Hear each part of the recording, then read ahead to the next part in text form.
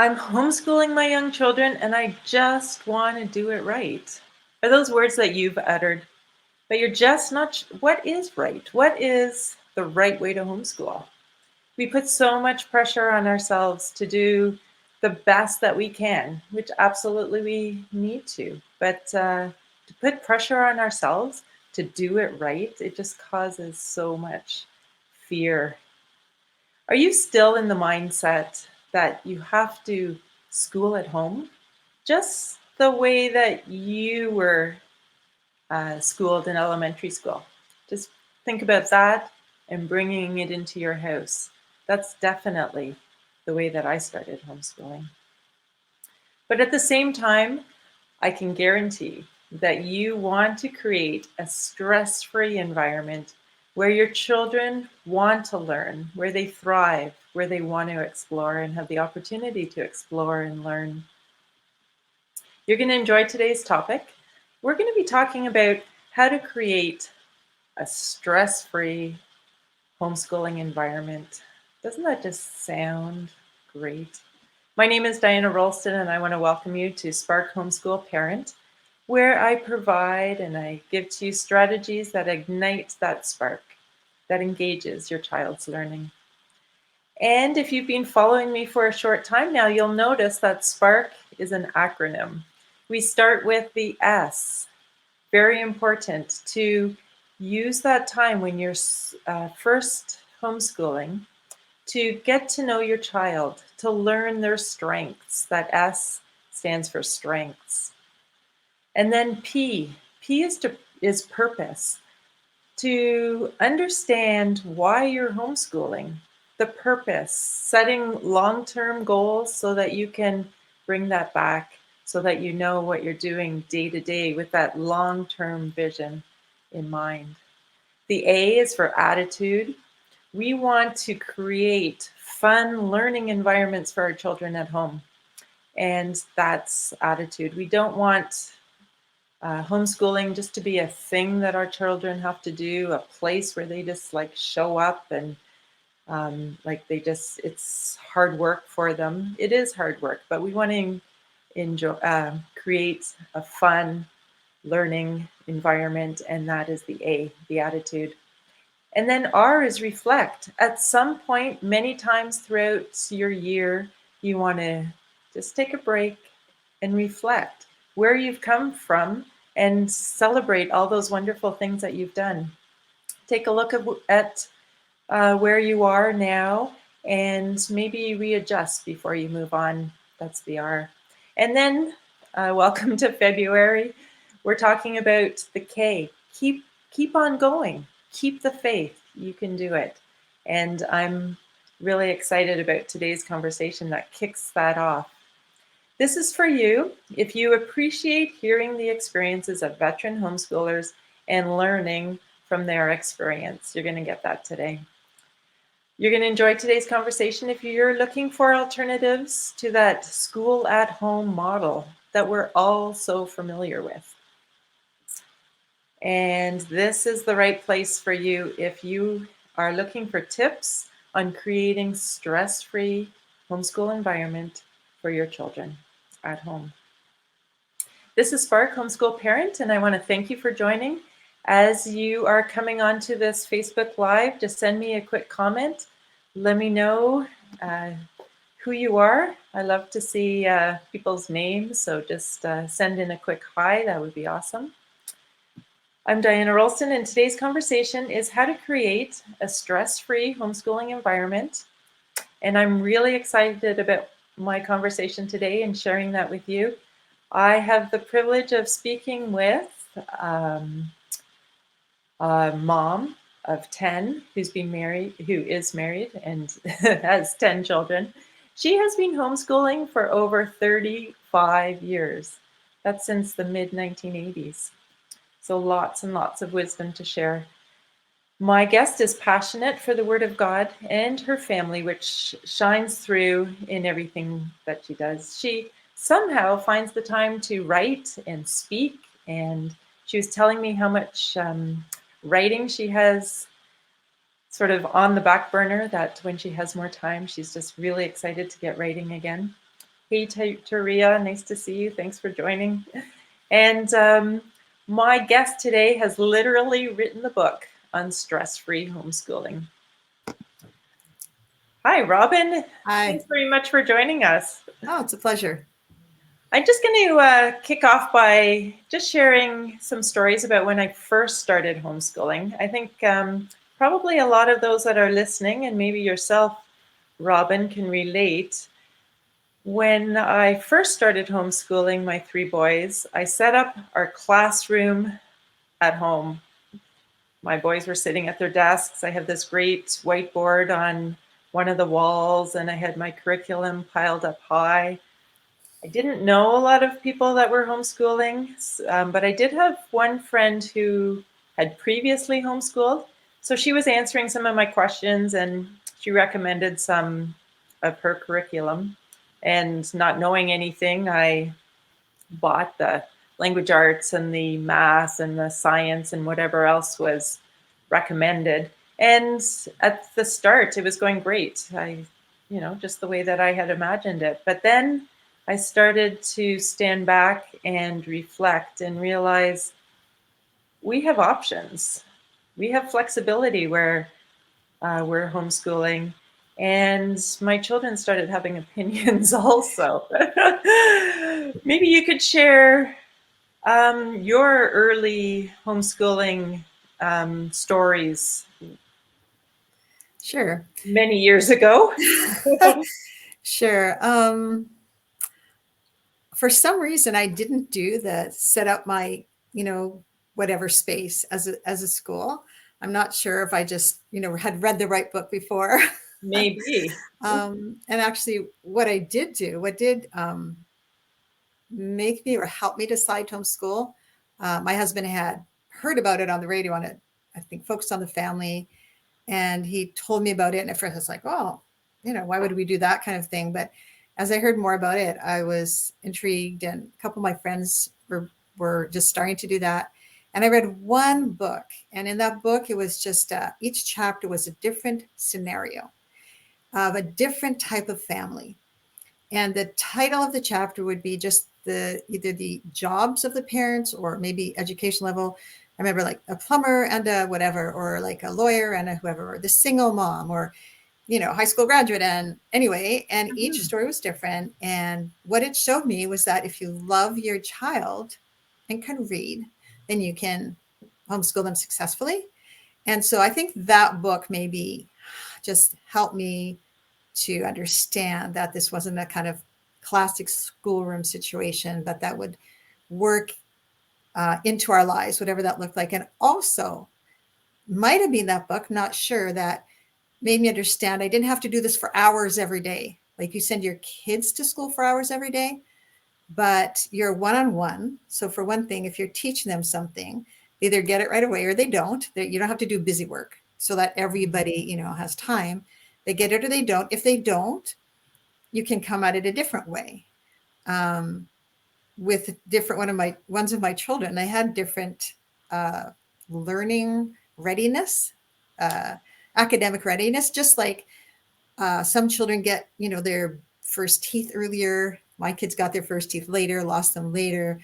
Kids learn to walk 10 months, 1 year, 18 months, whatever. It's different readiness, different development. And so what I learned with 10 kids is that they all had different readiness levels.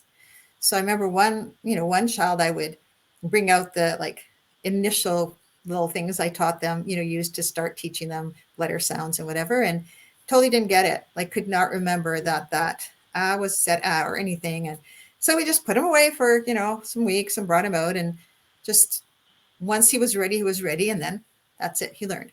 So I think I somehow had that concept, maybe not right off the bat totally, but fairly early on. I know with my second child, after my second child was in that beginning stage, I read something that talked about learning plateaus. So the child can, be learning, and then, like there's this plateau. And because this particular child was stubborn anyway, I thought, oh, she's just being stubborn. And later on, like a few years later, I'm like, oh, I think I killed the love of learning in her. What did I do? She's fine. She's great. Successful. Yes. Didn't, Actually, didn't that's damage her too how. badly. But I didn't know about that was a thing, a learning Yeah. process. And it is hard to discern if you have a stubborn child, right? Or a lazy child that doesn't want to. It's hard to make those discernments sometimes, but each child Mhm. is different and we can work with that. Yeah, and we're going to talk about that a lot more. I love that you say that for you, you just know that if you love your children and you could read, then you can homeschool. That's actually, this is the book that you've written, Stress-Free Homeschooling. Mhm.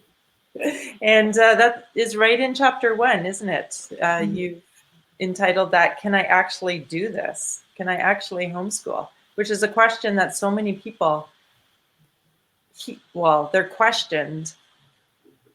Are you a teacher? Can you Yeah. homeschool? Yeah. And And they just, that's what people ask me. And in my naive innocence, because I had read the book, they'd say, "Oh, are you a teacher?" And I would just say, "No, I love my child and I can read," which Mhm. is maybe, I could have said something a little more academic and intelligent and speak, as one of my friends called it. But yeah, I Nice. was so kind of blithely naive and, um, but justifiably so, because if you can read, you can learn along with your child. And, I remember my child asking, "But mommy, where does the food go after it's in your mouth?" And science is not my thing. So I said, "Well, let's look it up," and we looked child appropriate, age book about digestion. And I learned where the food goes when when it goes into your mouth. So, um, yeah. And then when, I tell the story also in my book. One of my friends was very interested in homeschooling, and she was a high school English teacher. So,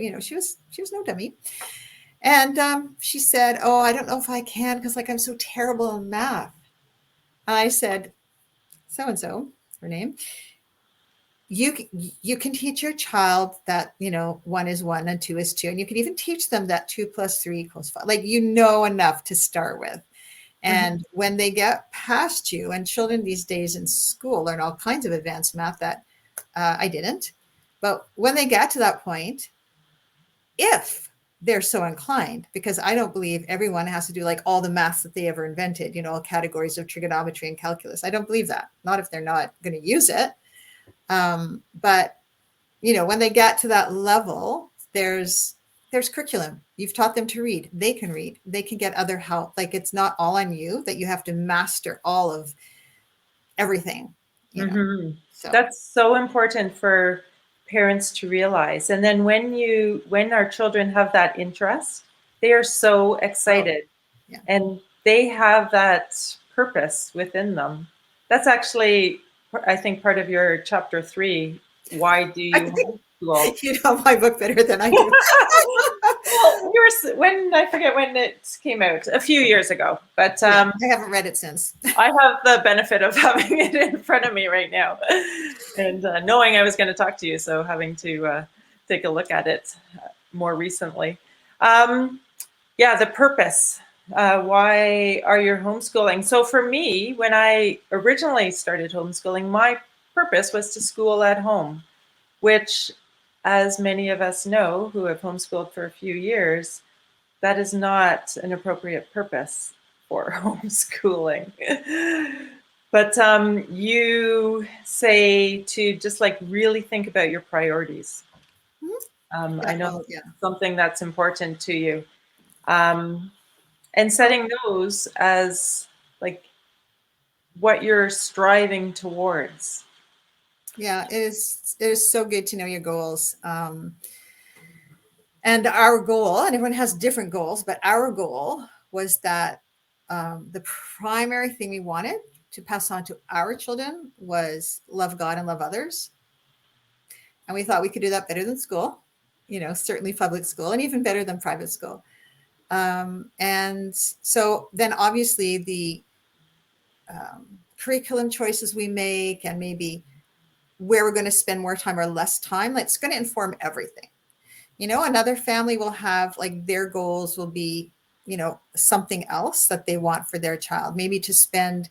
I've met some and heard some who just want their child to be sort of in nature all the time, so their situation is going to look like that. So, the ways to homeschool are as diverse as the families to homeschool. Your goals, your situation, what you're doing, what your husband's doing, or, just personality, gifting, interest. Like we're all different. And that's the beauty of it. Your child is not just this little automaton in this system that has different goals for your child than you do. Mm-hmm. So it's lovely, and it's lovely to be able to look at your children as they grow and just see where their gifts are, where their interests are, and be able to let that flourish. Yeah. And that, I think, is one of the really big fears of of families that are home educating their children, is like to do it right. But like you say, there is no right. There's no one way of homeschooling. No, but I have thought about it, and it's probably everything I say is in my book. This is the culmination of years. So um, I have thought about it, and I have wondered, sort of, or boiled it down to some essential ingredients, like the non-negotiables to me, okay, how I see this. And that came out of, I did have 10 kids. I never homeschooled all 10 at once. By the time the youngest was born, the oldest was 22, and, several of them had finished schooling, but several weren't in, school, being formally educated yet. So maybe, I don't know if the most I did at one time was 5, maybe, possibly 6. I'm not sure. Okay. But still, I was homeschooling children, teaching some, to read. And in those first years, years when they're older, it's like, here's your books, go do it kind of thing. But you're interacting with them, the babies, the toddlers, you just, all of that. So I was busy. All this to say, I was busy. That's And I so. looked at some people and what they did. They had 2 children and they did all these like amazing, amazing things. And I say that I gave my kids a bare bone education as far as formally. And I want to say that because they had a rich education from life. We had, I love hospitality. We had people around our table. That was so educational. Just them listening to different people talk from different viewpoints and from different countries, and so educational. And there's so much learning that is done. I have a whole chapter, life learning, that is done through life. But like formal education, I taught them the basics. And read, write, arithmetic. And in our situation, as we're Christians, loving God, Bible. And my children who did pursue higher academics did exceedingly well, got scholarships. And I kind of thought, how did that happen, since I feel like I only gave them a bare bones education? And as I contemplated it and analyzed it, it's because we taught them to read so that they could learn, and to think. And a university professor that my son talked to when he was doing an essay and research and whatnot, he said the kids coming through the system, and again, there's exceptions, we're not saying all, but what my son told me that he told me, the kids coming through the system could decode, they could read the words, whatever, but they couldn't interact with them. And what he was saying was homeschooling kids were able to think. So if you can read and you can think, you can learn anything. And I honestly believe that made a huge difference. And that's, like, I would encourage people. And again, you don't have to panic. Oh, my child's 6 and he's not reading. In the readiness, I'm not an unschooler. So I did, tell my children, this is, here we are learning this. As far as, for sure, as far as the basics go, and even beyond. They still have loads of time to pursue all their interests. But that, again, people do it a different way. It's all, you can all succeed very well. But, teaching them to read, teaching them to think is I believe, a formula for success. Mm-hmm. And you touched on a very important point there also, is comparing ourselves to other moms. Oh. What we perceive they're doing could be very, very detrimental to our mental health. comparing our children to other children, comparing our children even to Each other. each other. Yeah. Yeah. And yeah, just creating realistic expectations for ourselves Yeah. and for our children, for our family. So important. Yeah. And I have, there's a friend who came into my life after I'd been homeschooling. I had some in high school. And honestly, if I met her when I was just starting out, I would have been totally intimidated and Mhm. just, yeah, felt like I wasn't good enough and didn't measure up. She was amazing. She had the time, energy, inclination, and finances to do all these wondrous things, like just the things they built, the hands-on stuff they did. I read books to my kids, but then I loved reading books to my kids. And now Mhm. we have a culture in our home where we just all love the same, classic children's books, and some beyond that we read together. And, we have a whole culture where people will say a line like in context of life, like they'll quote from this book and that book. And we all know who said that and what book. And it's just so fun. But that was us. And Yeah. that's because that was me with the books. Yeah, but I would have been totally intimidated by my friend. And I did that in my earlier days. I remember having a friend whose kids were in school and their child was in grade 3 and my oldest was in grade 3 and she had spelling words. I'm like, oh, we don't have spelling words. Like, give me your child's list every week. And for a few weeks, I tried to copy Yeah. this spelling thing and it wasn't going well. And I thought, wait, what am I doing? Why? And I've Mhm. done that with other things too, earlier on when I was doing a certain job. Actually, a friend of mine said they were going to start homeschooling. They moved to another city, to our city, and they said, oh, just order my child everything you're ordering for your child. They're the same age as my oldest. And so we are doing this geography curriculum and they were doing it, but this woman made tests for her child. When I was over and I saw the test, I thought, oh, good idea. Like, let's do the test. And I copied her test we started that and I went, wait, that's my goal for my child is not that she has everything memorized here, but that she hears it, is familiar with it, so that when she meets it again, there'll be some hooks. She'll maybe have more interest a little bit, and anyway, I just had to stop with the imitating everything. And I mean, Mhm. someone might be doing something that is a great idea for you and a good fit. Sure. But Yeah. not like if it's a good fit, if it is something that will work for you, but not to feel bad that you're not doing all this other thing. Just know who you are and who your children are. And that comes sometimes slowly. At Yeah. least for me, I'm a bit slow. Me too. I'm so busy just trying to survive, juggle, and Yeah. yeah, so Uh-huh. Thanks for that. Um, so I could feel the stress even now with you just thinking about those situations. And here we are talking about stress-free homeschooling. yeah. So We absolutely. we have to sort of discipline ourselves. Not when we see ourselves going there, it's like not to go there. Yeah. Because yeah, that causes stress. Just don't go there.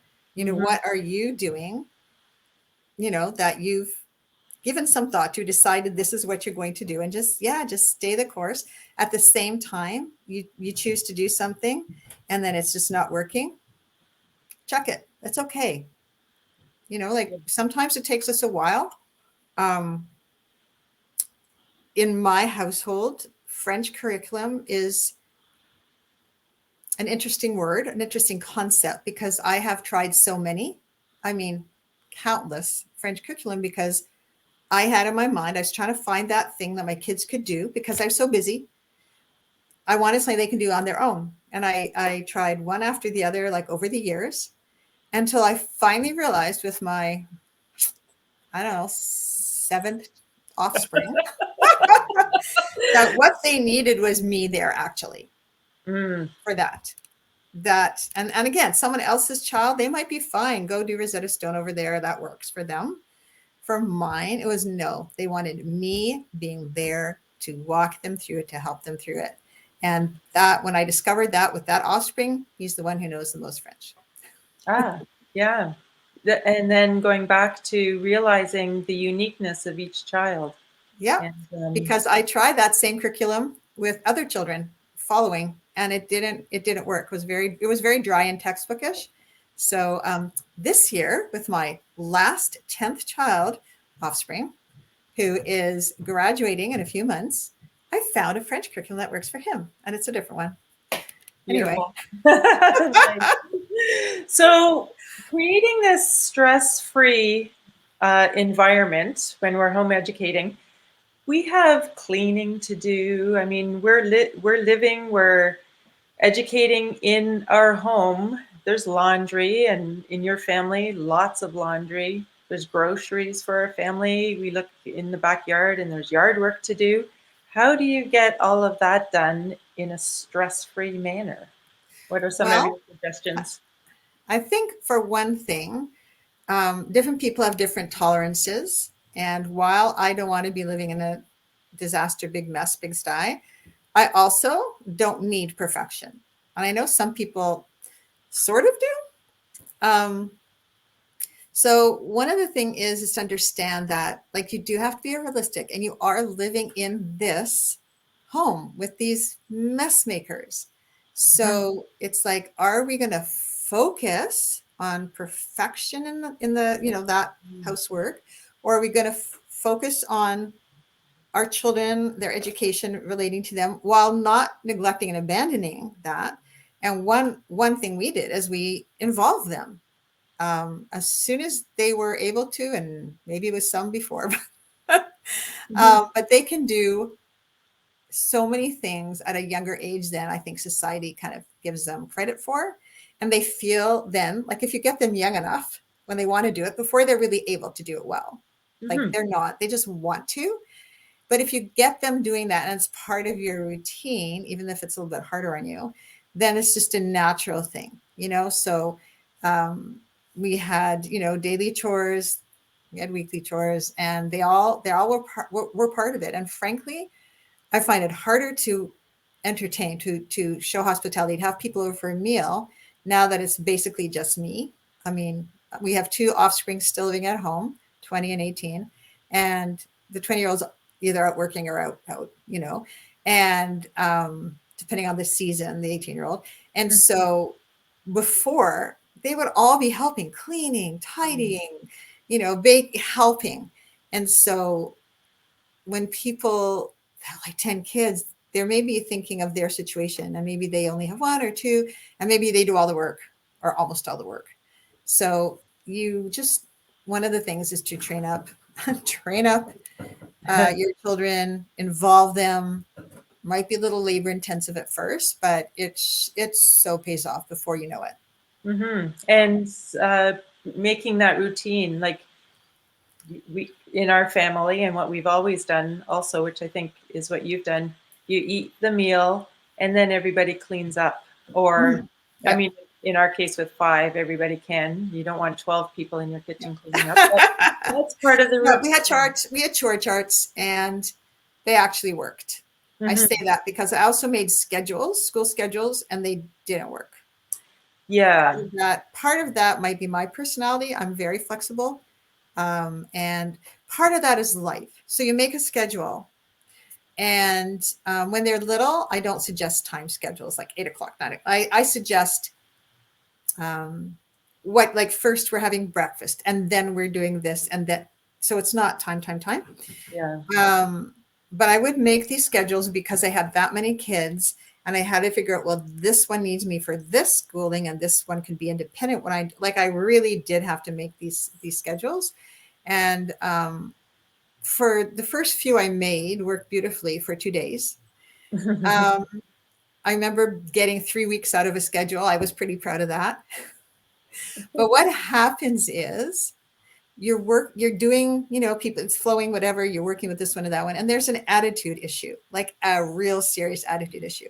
And so some fit because some children, when they don't understand what they're doing or they feel like they've got it wrong or whatever, they might be very emotional about it, very dramatic.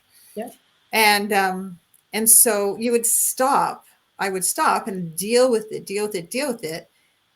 Well, now we don't have time for the next thing. Or also, if they were not finished, like if they weren't finished something, I'm not going to go, oh, time to stop. Now we have to go to the next thing. I would be like, finish it up. If you're in the flow of something, Mhm. Sometimes it's simply my kids were playing together beautifully. And I'm like, I'm not going to break that up to call that one to do their whatever, you know what I mean? Yeah, that's Just a like good let it thing go. too. That's my personality. Okay. So I'm just saying that's me. Yeah. And so those kind of schedules um, work loosely. Like they say, if you aim at nothing, you hit nothing kind of thing. So are like, okay, but I didn't sweat it. I guess that's it. I didn't sweat it and I didn't stress when we didn't get it done. You know, I talk about in the book how I have this little, it's called Robin's rule, not a law that I made or a rule that I made, but like the law of gravity, like it just something that is. And I call it Robin's rule because it's alliteration and it sounds good. But Yeah. anyway, and what I say is the first two things you plan get done. The rest, maybe. Mhm. So for a certain segment of our, in our life, the kids were doing math and piano were like the first two things that we were doing and focusing on. And we weren't getting language arts. We just weren't getting into it. So, oops, I just switched out and I made that as one of the first two things. And Mhm. it's not like we never got to the other things, but you can just be flexible like that. And setting your priorities, that is what Yeah. you And it just do. adjusting, just tweaking.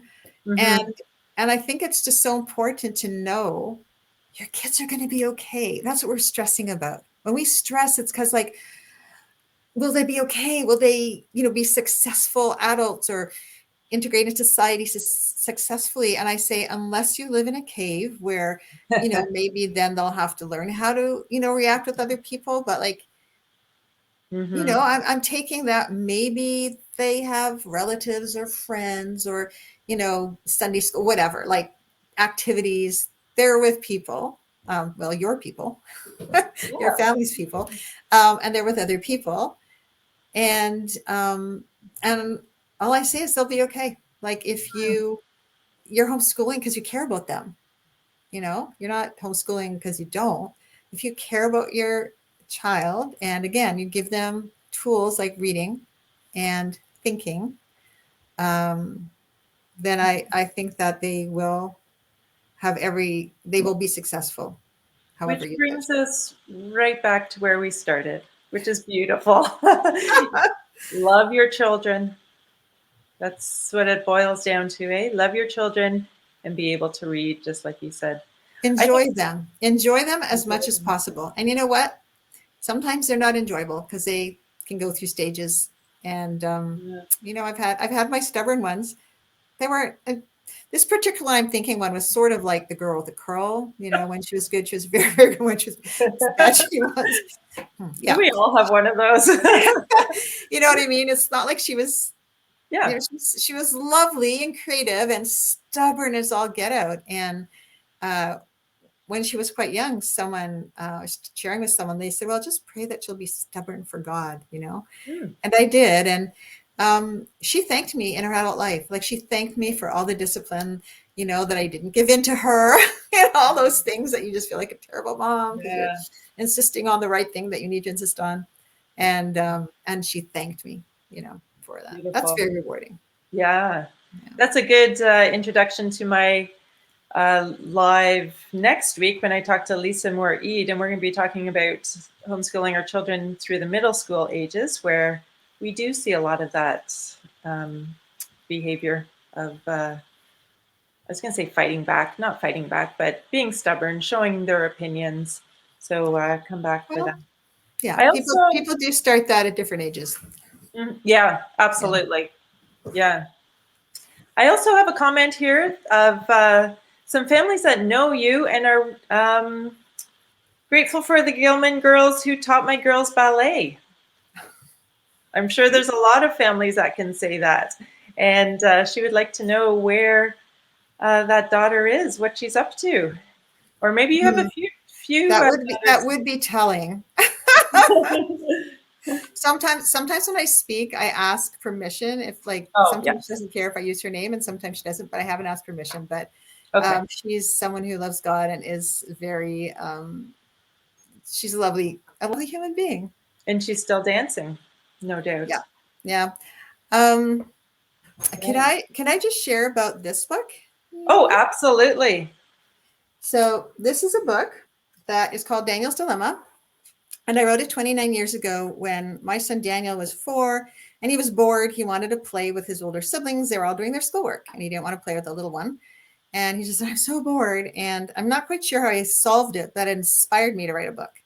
And in this book, the little Daniel's mom suggests that he becomes a secret servant, that he goes around the house and sees what he could do for people secretly. And she gives him these little index cards that says like tidied by your secret servant. And he's kind of skeptical at the beginning, but he tries it and he has a lot of fun. And in the end, the older siblings are so thrilled and they go on doing that as well. And every time I've read it to my kids over the years, we'd have a rash of like, they'd go around being secret servants, which was always very pleasant. I don't guarantee that result, but that's what, my result was. And then a while back, I decided I wanted to actually publish it. And a young lady who I knew was a good artist agreed to do the pictures. They're beautiful illustrations she did. And she ended up marrying my son, which was when I got to know her what I wanted, because she was just such an amazing young woman. So I just got over 100 copies of this. So while it is available on Amazon.ca, just as this is, if you live in the Ottawa area, I would just love you to buy it off me. Yeah. So, and then where can people get a hold of you? Well, I could. Or I think Stress-Free Homeschooling Well, I have 2 websites. So I have stressfreehomeschooling.com. I have a blog specifically for homeschoolers, which is stressfreehomeschooling.com. That is specifically for homeschoolers. And yeah, but you can find this on Amazon.ca. You can get a hold of me through my blogs, or, if you're watching this, presumably you're on Facebook, you can find me there. Excellent. And yeah, I'd love to meet with you, encourage you, and I'd love to sell you my book. Absolutely. Thank you very much, Robin, Well, for joining us. Thanks, Diana. It's been great. Yeah. And this is Spark Homeschool Parent. And my commitment is to equip you with the skills and the mindset to navigate this ever-changing homeschool journey. If you're looking for a community of encouragement, join us if you haven't already at Spark Homeschool Parent Facebook group. And like I said, I'm going to be here again next Friday, 1 o'clock with Lisa Moore-Eid, and we're going to be talking about homeschooling our children through those middle school ages. And I have an upcoming webinar week on Saturday, February 12th, 9 a.m. Eastern Standard Time. And that's going to be on how to educate joyful children with a spark for learning. So hopefully you can join me for that. I'm going to put the links in our comments here, and I'll put in Robin's website also, so that people can connect with you. Thank you again, Robin. My pleasure. Bye. Bye.